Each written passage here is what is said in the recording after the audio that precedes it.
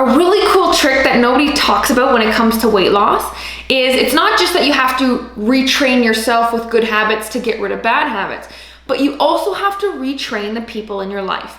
Right now, if you're 200 pounds, the people in your life only know how to interact with 200-pound you.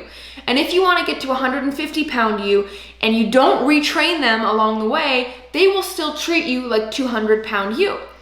And then that's when you're in danger of falling back. And that's a reason why a lot of the times women do gain the weight back, because their environment hasn't changed. It still triggers and tempts them the same way to the point where they go back to where they started, if not worse. So please do not be afraid to set firm boundaries, a line in the sand of what you will and will not tolerate now on your healthy journey as you kind of remake this healthy lifestyle. You will ruffle a few feathers, you will piss some people off, but future you will thank you when you've created a lifestyle and retrained and remind people of what this new healthy you will tolerate, so it's easier to sustain long term. What you'll allow in the house, how often you'll allow eating out. Workout time is me time, don't bother me, don't interrupt me.